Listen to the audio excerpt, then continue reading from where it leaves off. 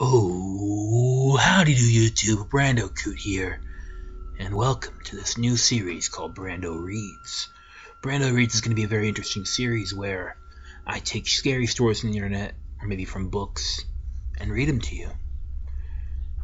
So our first story, to start off this new series, comes from the subreddit r/no sleep. It's called My Neighbor is Freaking Me Out, and it comes to us from user MoneyMay195. I'll leave a link in the description below so you can read it for yourself. Alright, read along with me as I narrate this for you. Day 1. Just moved into my new home yesterday, and boy am I tired. Kinda wanna watch TV all day and sleep, kinda wanna be social to people in my neighborhood. I'm usually not in a social mood, but hey, this is my first home where I'm living by myself, and I'm excited. Besides, I need people to watch football games with on Sundays, and drinking beer by yourself in a dark room watching sports sounds like a nightmare. Too tired. Maybe tomorrow. Day 2. Decided to be a productive citizen today and meet the neighbors. Was hoping I'd find a cute girl my age, but no such luck. I start off with my next door neighbors, because why not? The first house was a lovely old couple named Mr. and Mrs. Prescott. Mr. Prescott was a Vietnam veteran, and told me that he just now recently became a new grandfather. Seemed like a really cool guy to hear some stories from in the future if I ever got bored. Not to mention, his wife's cooking was bomb. The other house wasn't quite as pleasant. It was inhabited by some fat slob whose first words when he saw me were, "Who are you?" With a frowned expression as he looked me up and down, his gruff, deep voice made me feel thin and inferior, as if I was wasting his time. When I answered that I was his new neighbor, he just howled with laughter and slammed the door shut in my face. What a prick. I headed a few houses over and met a nice young couple by the name of Robinson. They had a baby girl named Chloe that wasn't much older than 12 months. The father, Peter, was definitely that new friend I was looking for. We drank the same beers, watched the same sports teams, and shared the same taste in music. His wife, Sarah, was nice to look at, but I know better than to go further than that. I really like these people.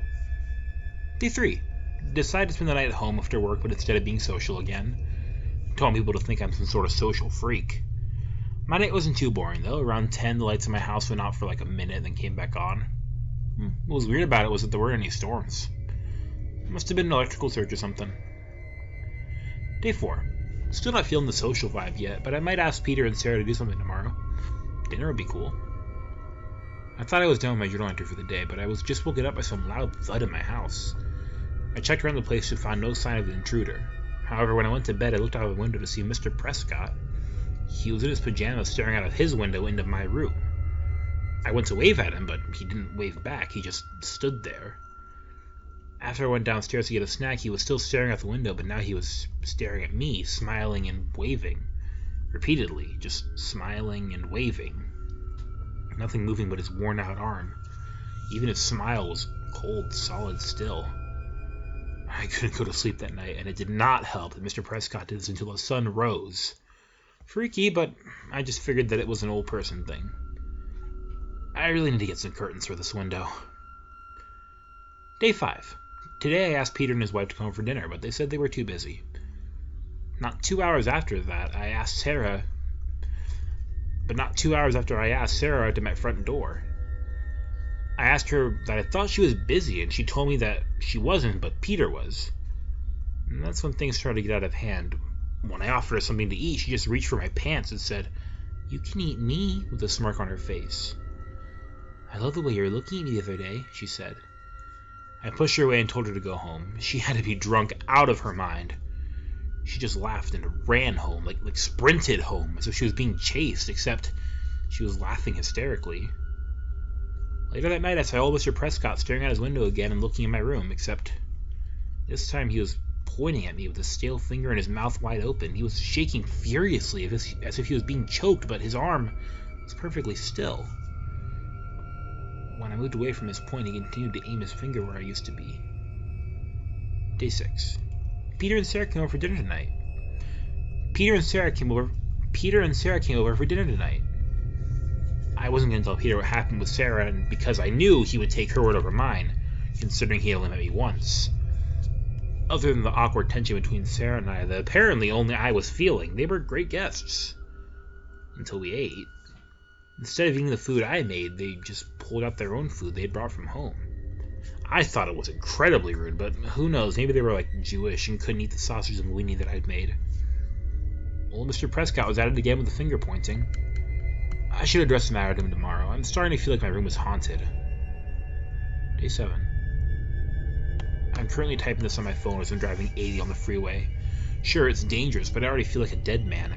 I decided to confront Mr. Prescott about his evening behaviors, and when I went to visit him that night, neither Mr. or Mrs. Prescott opened the door when I knocked, even though their lights were on.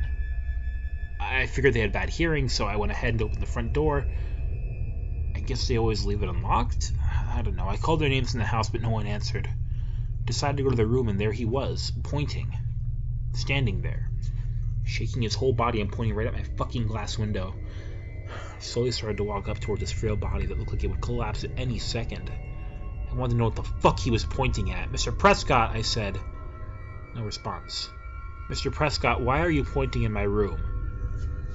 He opened his mouth wider and proceeded to laugh. No mouth movement, just fucking yelling in laughter as his frightened face continued to point in my room. I wanted to know what was so funny. And then I saw it. I never noticed it before because of my angle of perception of the room. Mr. Prescott's room was a little bit higher, so I could see it in the mirror in my bed. Underneath the bed was a man with what looked like a pig mask and black clothes. His eyes were already making contact with mine using the mirror. He knew I could see him. I thought I saw a pig face smile. How long had he been there? I ran out of the house and tried to get help. The first thing I thought to do was go to Peter's.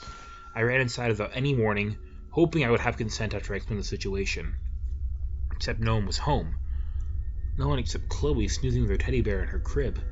I called Peter and Sarah's name and there was no response. All I could think of was to get a phone since I left my cell in the house. I searched the living room and found nothing. Now I know I had gone too far at this point with the whole breaking and entering into people's houses, but frankly I did not give a shit. I checked Peter and Sarah's room with no luck, so I decided to check the basement. I started to descend down the stairs until a strong scent of death passed through my nose and into my soul. I opened the door only to find what I would describe as a fucking hellhole.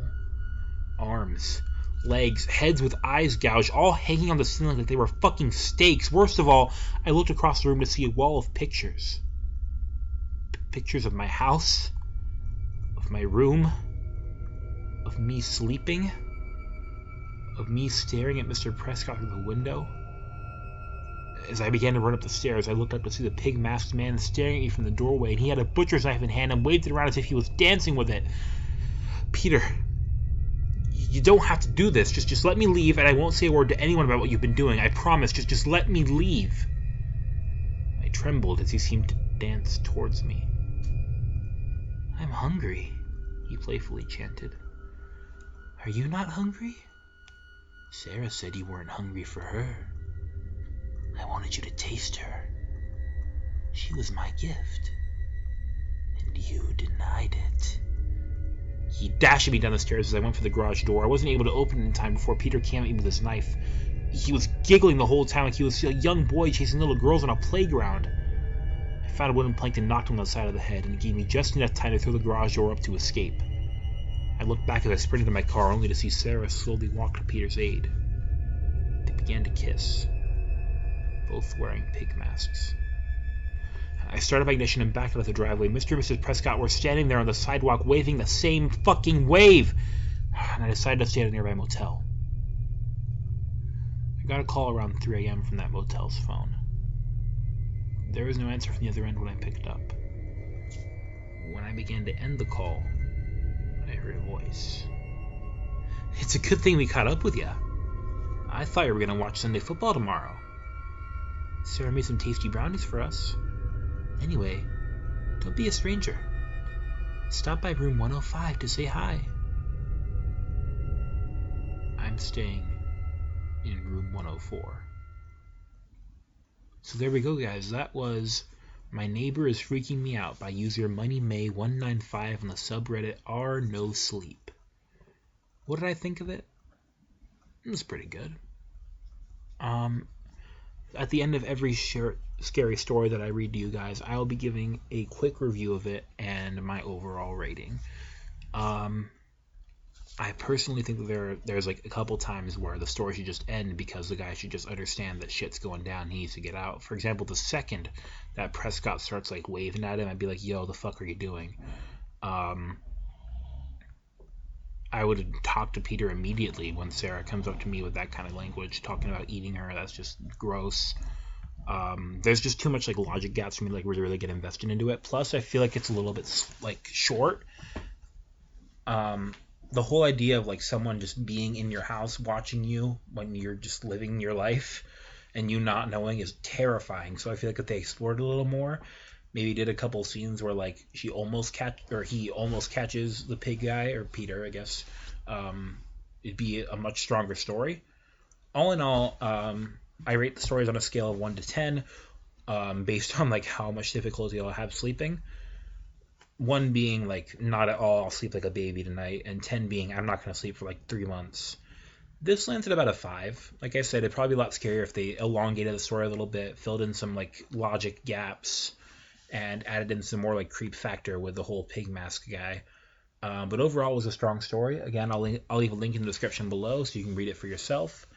And that was the first episode of Brando Reads, guys. If you have a suggestion for a story you want me to read, leave it in the comments below. It can be from anywhere, website, book, whatever you want.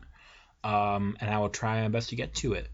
Also, if you want more awesome content delivered to your YouTube inbox every single time I upload a video, go ahead and hit that subscribe button right down below. And if you think a friend would enjoy my awesome content that I'm making, go ahead and hit that share button. It helps me out a lot. I've been Brando&Coot, and I'll catch you all in the next video. Sleep tight.